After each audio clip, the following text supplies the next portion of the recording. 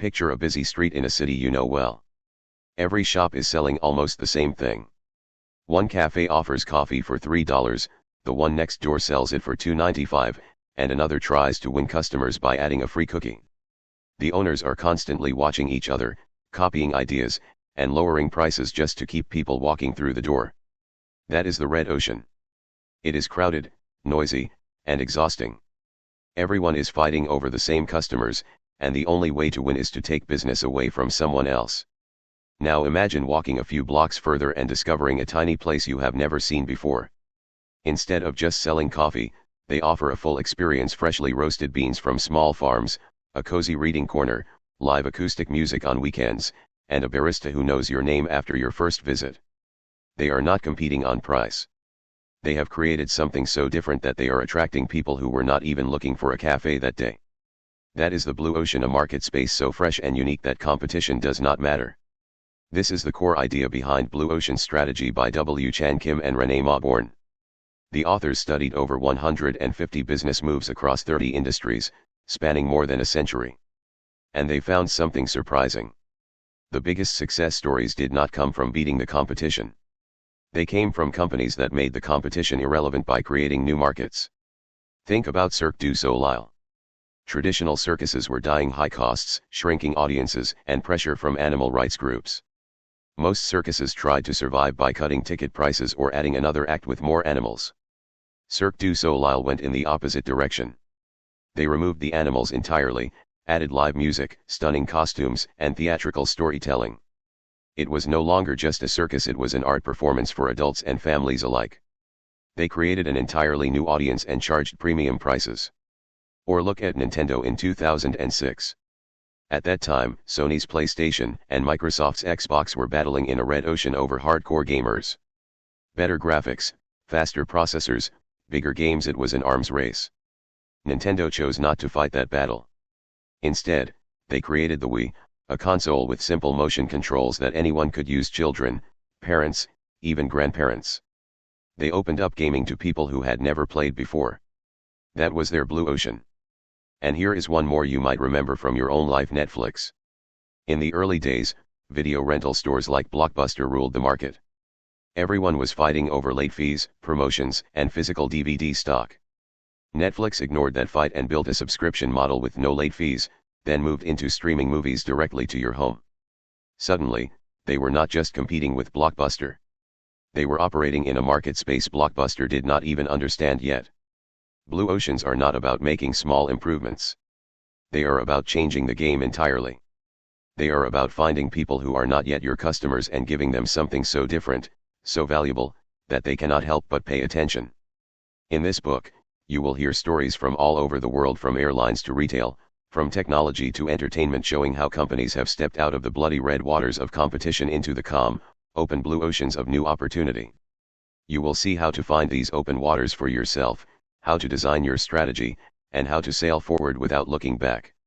So imagine again that busy street with the noisy cafes, all selling the same thing.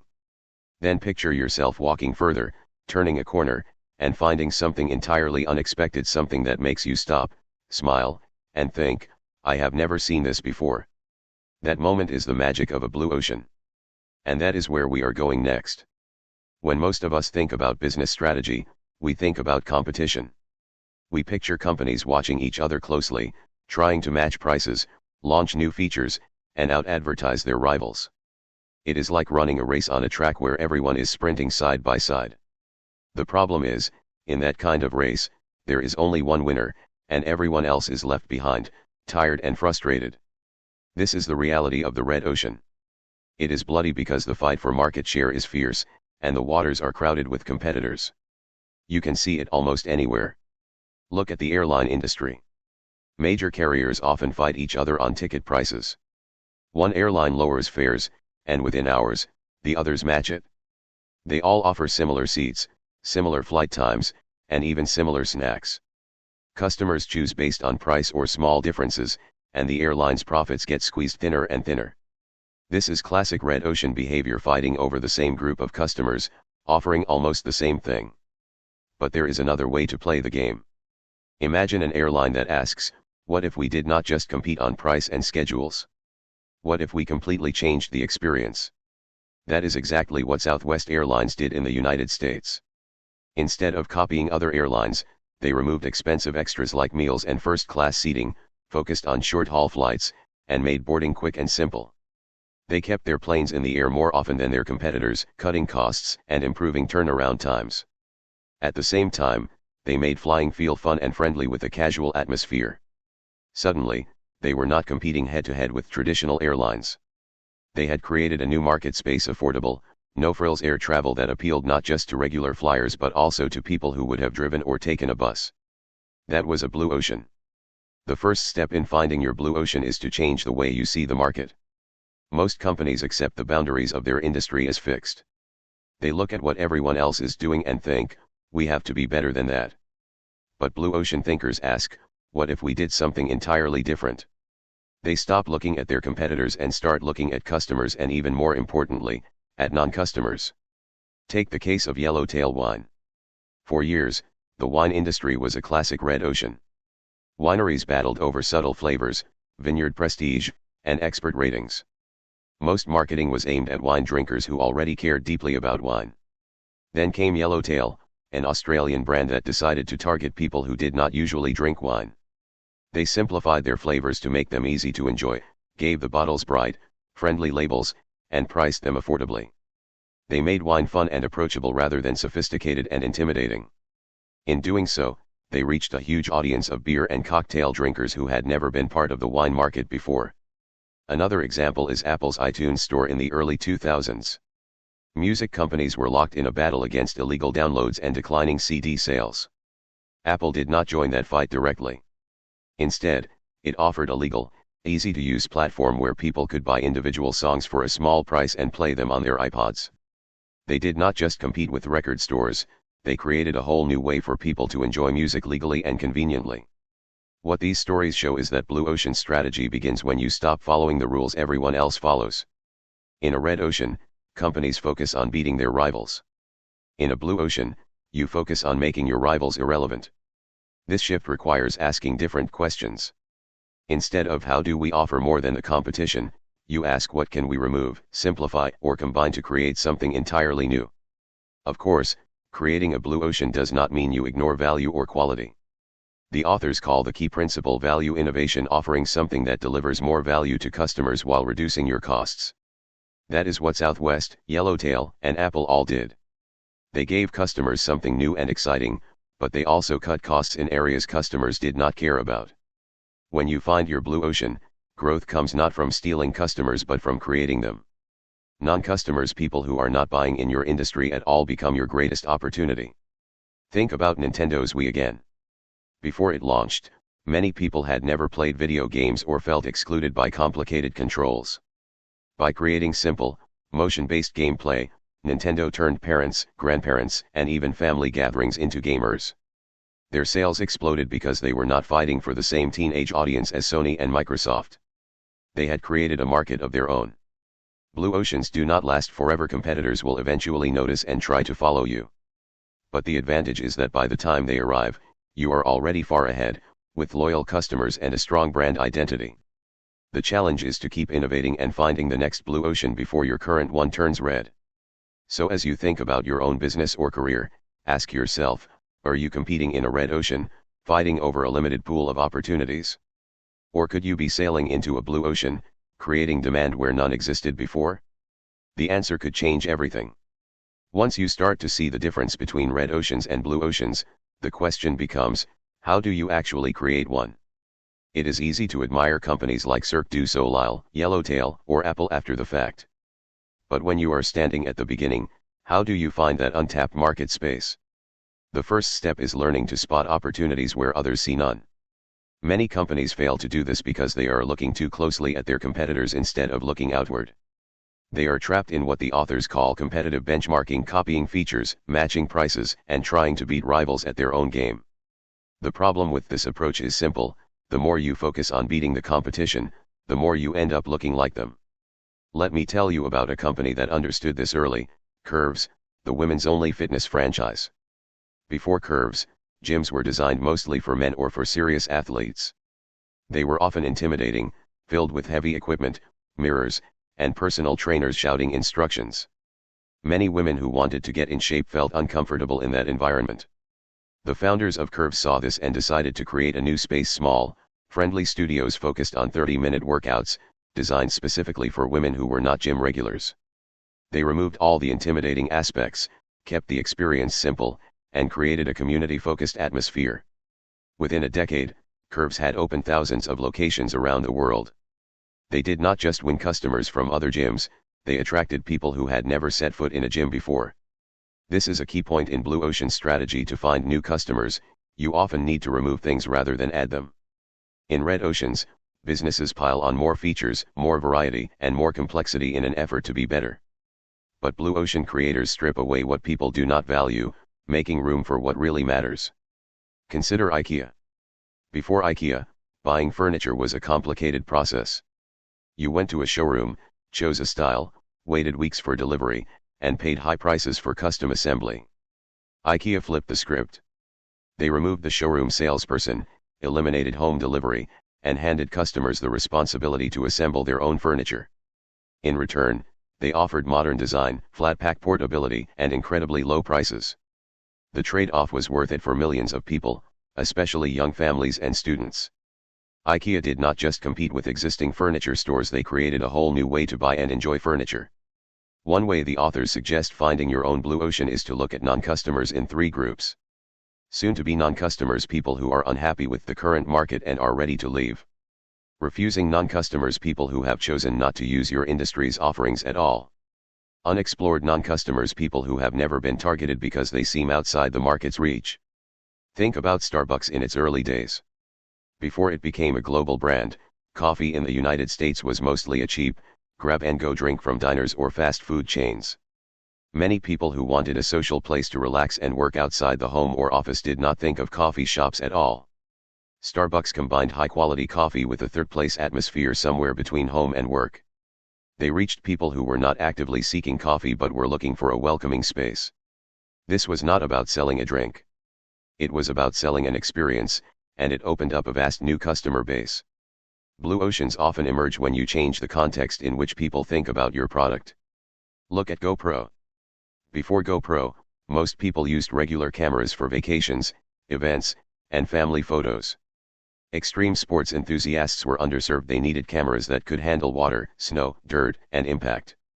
GoPro built compact, durable, mountable cameras that captured high-quality video in situations where traditional cameras would fail. Suddenly, they were not competing with Canon or Nikon, they were serving an entirely new audience of adventurers and athletes. What these examples have in common is a willingness to step outside the accepted rules of the industry. They did not start by asking, "How can we beat our competitors?" They started by asking, "Who is not being served, and why? What do they actually care about? What would make them take notice?" Of course, finding your Blue Ocean is only the beginning. Once you have identified a space with little or no competition, you need to design your offering so that it balances innovation with value. If you are too innovative without delivering value, you will confuse or alienate customers. If you deliver value without innovation, you will be easily copied. The sweet spot: value innovation is where your offering is so compelling that customers cannot ignore it, and so unique that competitors cannot easily replicate it. In the next part, we will explore how companies systematically create these Blue Oceans using tools and frameworks that help them rethink their market space. But remember this: the biggest leaps forward rarely come from fighting harder. They come from looking where no one else is looking and daring to sail away from the crowd. Once you decide to leave the red ocean behind, the next question is how to actually chart your course. The authors of Blue Ocean Strategy introduce a way of thinking that forces you to step out of the industry's accepted patterns. One of the most powerful tools is called the 4 Actions Framework, and while it sounds technical, it is really about asking 4 very human, very practical questions. What can we eliminate? What can we reduce? What can we raise?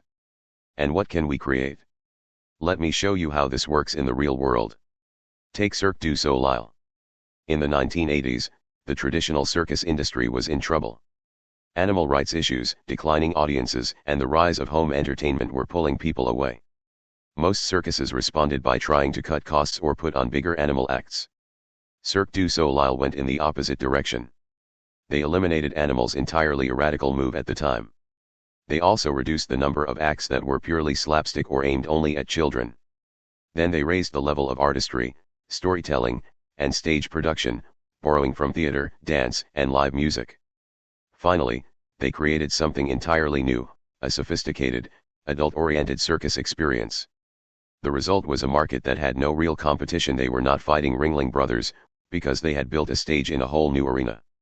Now, the beauty of the 4 actions framework is that it works for any industry. Think about Dyson vacuum cleaners. Before Dyson, most vacuums were ugly, clunky, and relied on disposable bags. Dyson eliminated the bag entirely, raised suction power and design appeal, reduced the frustration of clogging and maintenance, and created a transparent, high-tech look that made the vacuum cleaner feel like a piece of engineering genius. Suddenly, vacuum cleaners were not just household tools, they were status symbols in some homes. The key here is to break away from the idea that more is always better. In red oceans, companies keep adding features to outdo one another.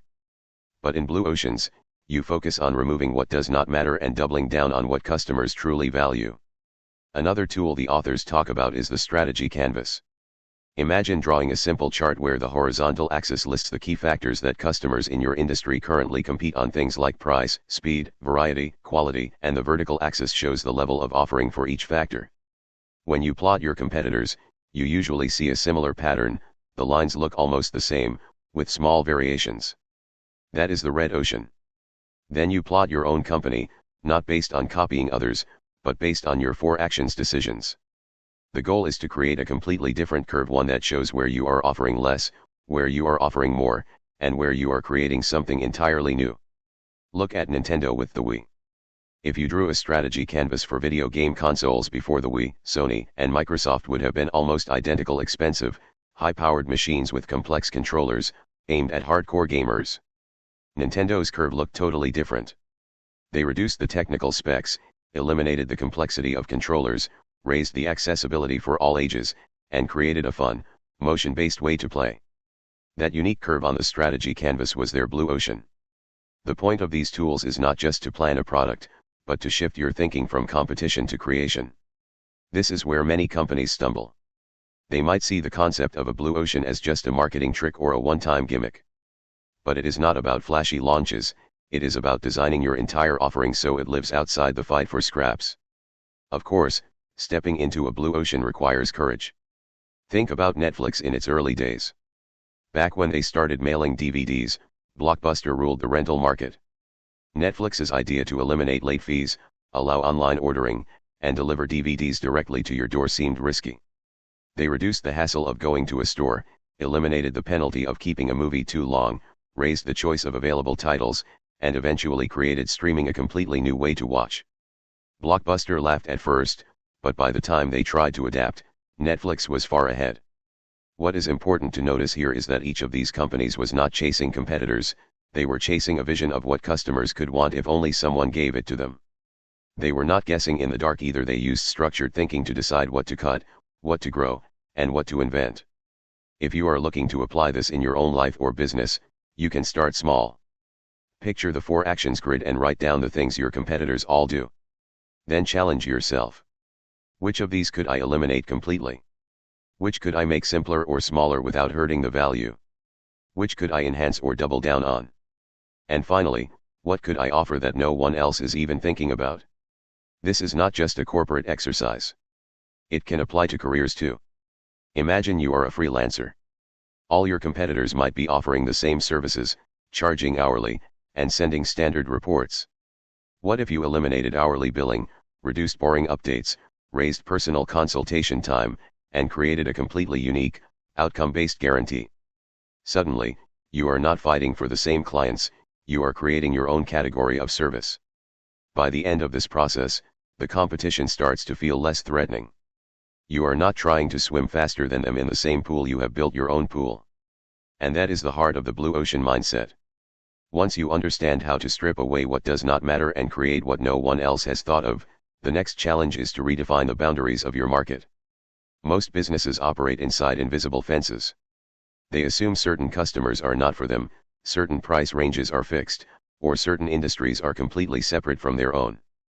Blue ocean creators break these invisible fences. Think about Southwest Airlines. In the 1970s, air travel in the United States was either expensive and formal for business people, or it was avoided altogether by average families who relied on buses and cars. Southwest saw a possibility others ignored: what if they could make flying as simple, cheap, and casual as taking a bus?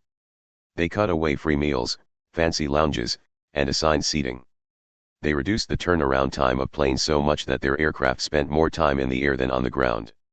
They raised fun and friendliness as part of the experience, with cabin crews telling jokes over the intercom. They created low, predictable fares that attracted millions of people who had never flown before. Southwest was not just stealing customers from other airlines, they were bringing in people from the highways. Another example is the Nintendo Wii, which we touched on before. Instead of chasing after the teenage and young adult hardcore gamer crowd like Sony and Microsoft, Nintendo looked at families, seniors, and casual gamers who found traditional controllers too complicated. They did not try to outdo the others on graphics or processing power. Instead, they made a motion-sensitive remote that even a grandparent could pick up and play. Whole families started gathering in living rooms for bowling matches, tennis games, and dance competitions. Nintendo had crossed into territory the rest of the industry had ignored. The authors describe this way of thinking as looking across 6 different paths to find blue oceans. One of those paths is looking across alternative industries. For example, when NetJets came along, they did not compete directly with airlines or private jet manufacturers. They noticed that wealthy executives and celebrities had 2 imperfect options: fly first class on a commercial airline with no flexibility, or buy their own private jet and take on massive costs. NetJets created fractional jet ownership. People could own a share of a jet and use it when they needed. It was cheaper than owning a whole plane but far more convenient than commercial flights. They blended the benefits of 2 industries and built a new one. Another path is to look across strategic groups within an industry. Mercedes and BMW focus on high-end luxury cars. Toyota and Ford focus on affordable, practical vehicles. Then came Lexus. Toyota realized there were customers who wanted the quality and status of a luxury car but without the extreme price tag of European brands. Lexus combined Toyota's efficiency with higher-end features and design. They were not just another car, they were an entirely new choice for a certain type of driver. A powerful way to break boundaries is to rethink the buyer. Sometimes the person who uses a product is not the same as the one who decides to buy it. Pharmaceutical companies know this well. Doctors prescribe, but patients use. The same principle can be applied in unexpected places. Consider children's toothbrushes. For years, companies designed them for kids' hands and tastes. Then Oral-B realized it was actually parents who made the purchase decision. They started advertising to parents about the health benefits and long-term advantages, not just the cartoon characters on the handle. Sales soared. One of my favorite examples comes from the wine industry. For decades, winemakers assumed their market was either wine lovers who appreciated complex flavors or people who bought wine for special occasions. Then came Yellowtail, an Australian brand. They targeted beer drinkers and casual socializers who found wine intimidating. They eliminated the jargon, reduced the range of options to just a few easy-to-choose varieties, raised the fun factor in their branding, and created a taste profile that was smooth and easy for beginners. Suddenly, people who never considered themselves wine drinkers were buying bottles of Yellowtail for backyard barbecues.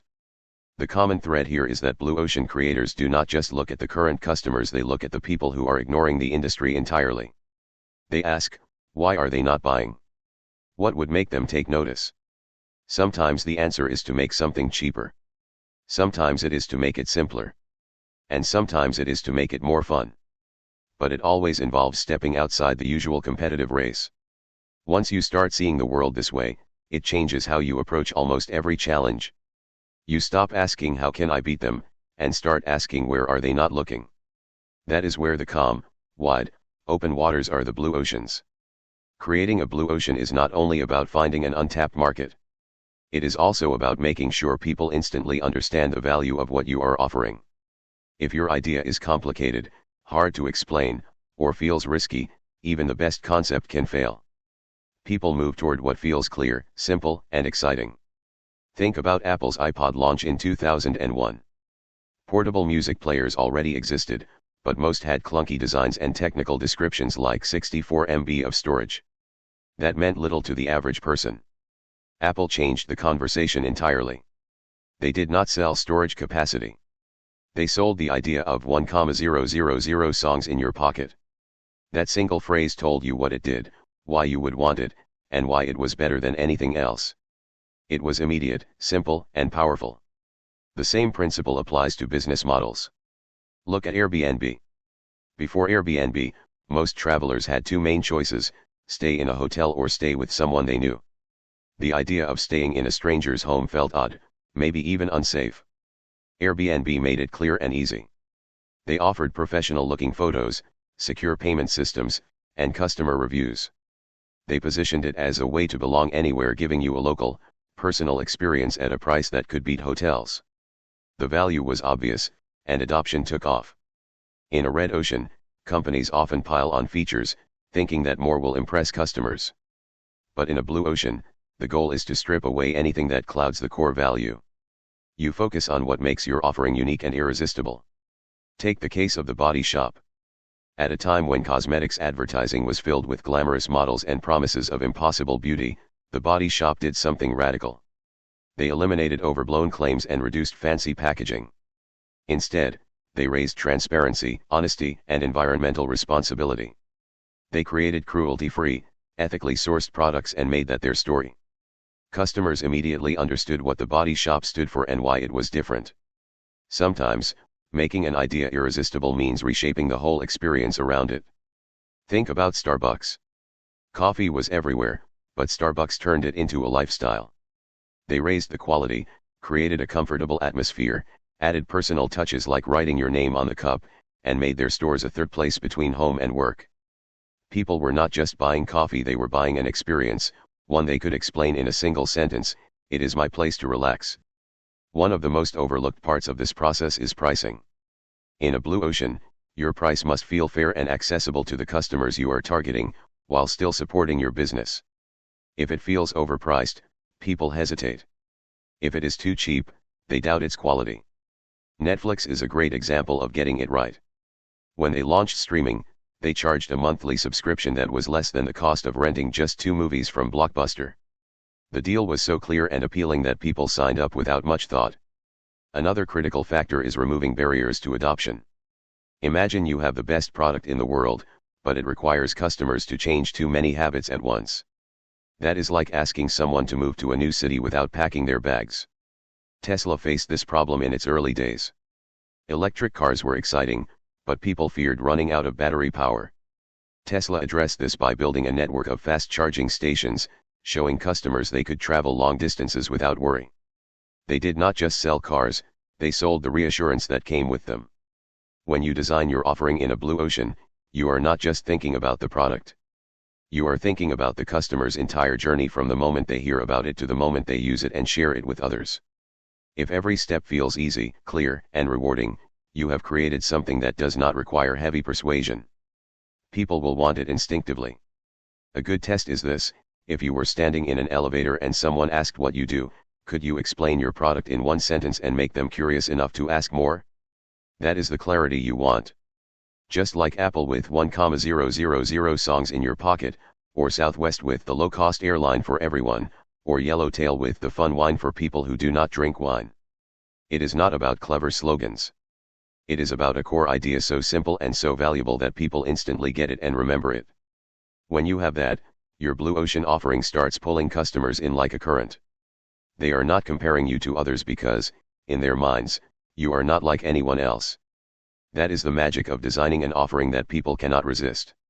You make the decision so easy that the only natural response is yes. And in a marketplace full of confusion and noise, clarity is a competitive advantage few can match. Finding a blue ocean is exciting. Designing an offering that customers instantly understand is thrilling.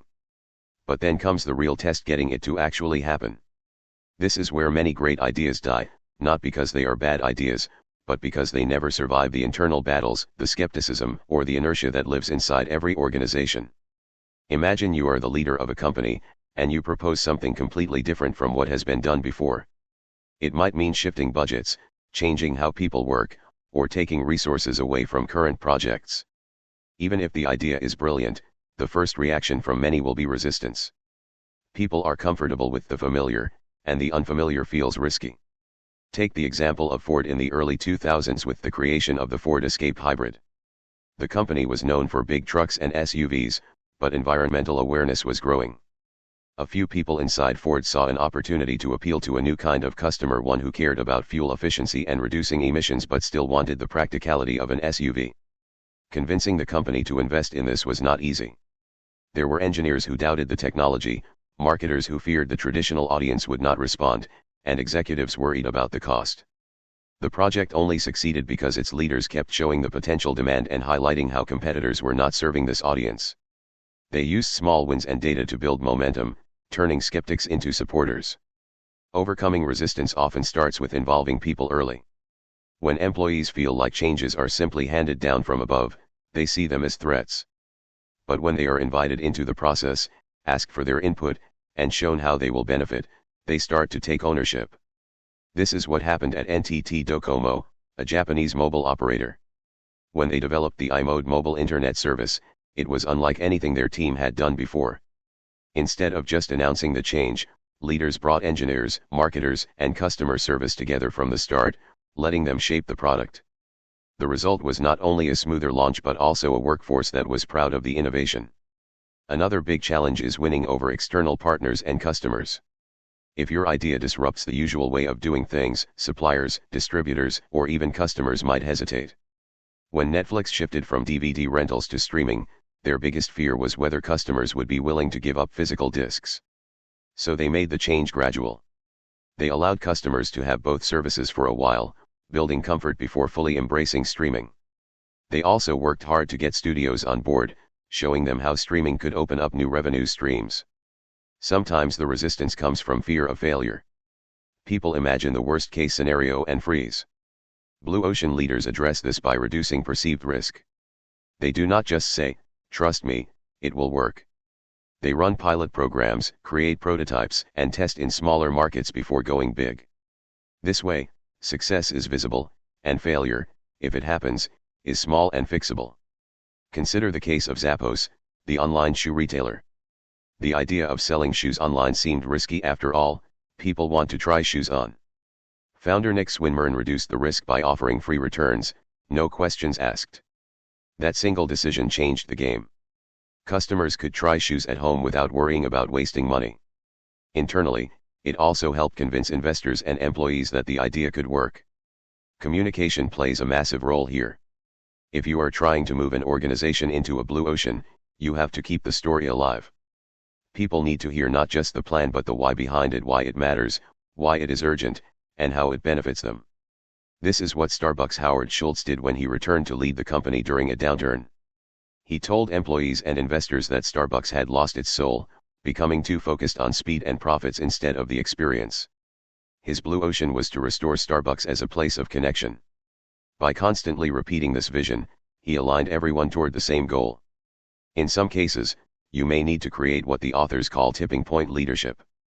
Instead of trying to convince everyone, focus on the key influencers, the people whose support will sway others.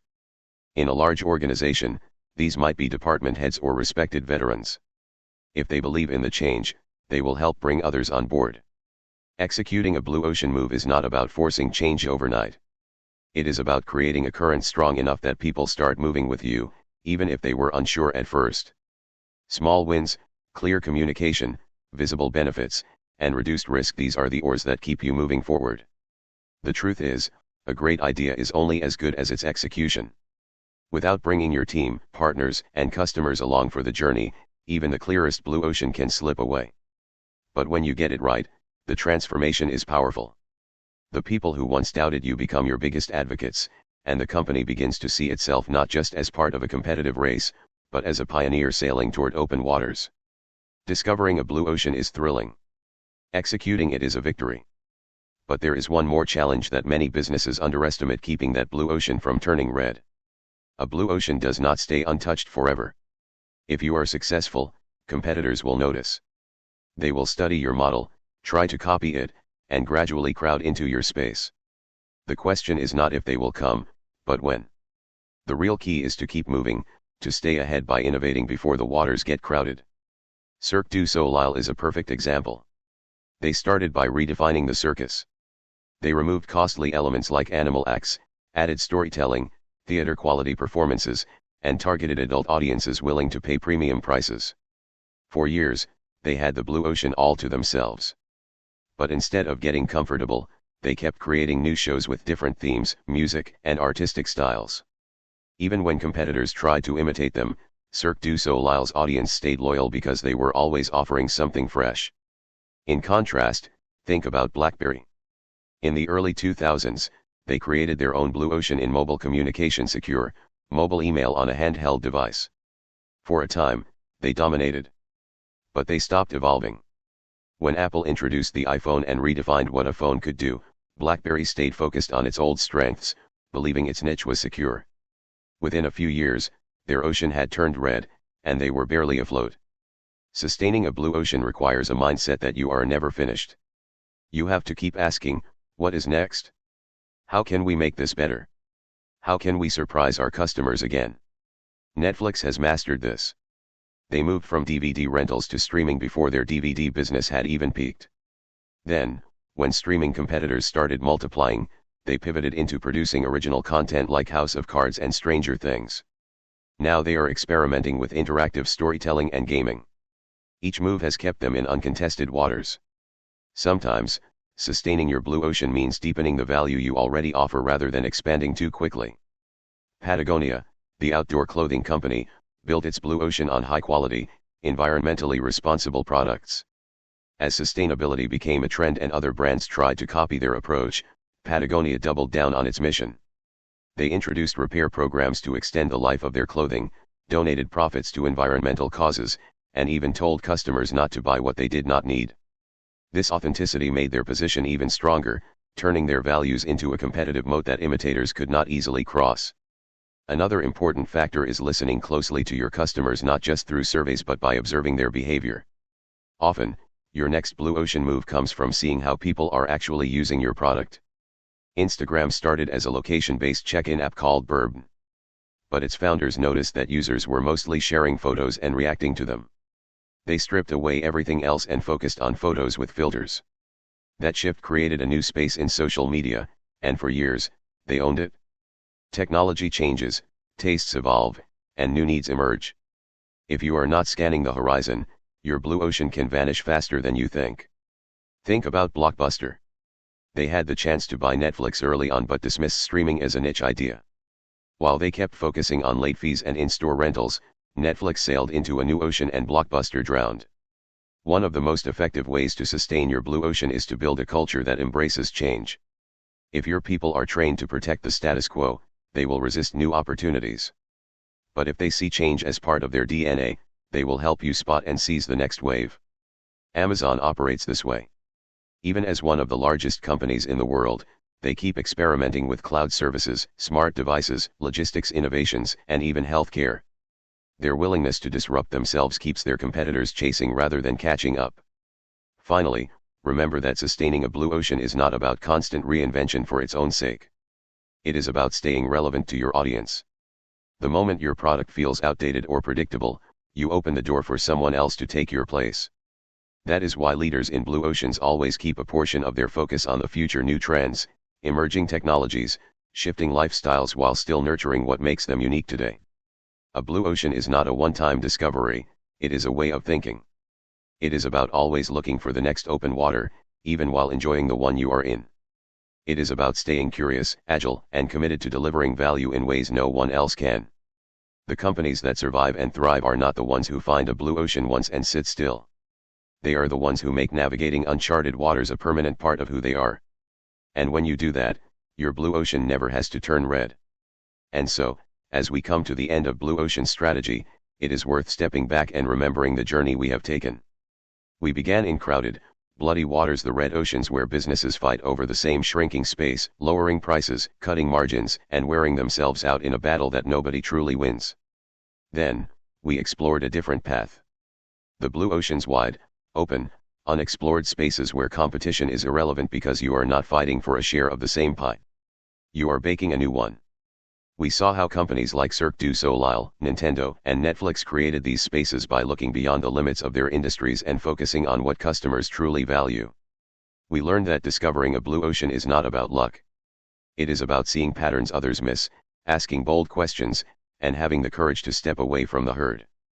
We also saw that execution is just as important as the idea. Without bringing people along, without addressing their fears and showing them the vision, even the clearest blue ocean strategy will sink. And finally, we understood that the journey does not end once you find your blue ocean. Competitors will notice. The waters will start to crowd. Sustaining your advantage means continuing to innovate, to listen, to adapt, and to keep moving toward new horizons. The message of this book is not just for big companies. It is for anyone, an entrepreneur starting from scratch, a small business owner, a leader in a large organization, or even an individual looking to stand out in their career. The principle is the same: stop competing where everyone else is fighting and instead find a place where you set the rules. Blue oceans are out there, waiting to be discovered. They are not always obvious, and they are rarely comfortable. But the rewards: freedom from cutthroat competition, the excitement of creation, the satisfaction of making something truly unique are worth the risk. So, whether you are building a business, designing a product, or shaping your own path in life, remember this: you do not have to fight over scraps in a crowded sea. You can sail into open water. You can create your own blue ocean. This has been Blue Ocean Strategy by W. Chan Kim and Renée Mauborgne, brought to you by Books Arena. I hope this journey has inspired you to see your industry, your work, and your potential with fresh eyes. Now, it is time to set sail. The horizon is yours.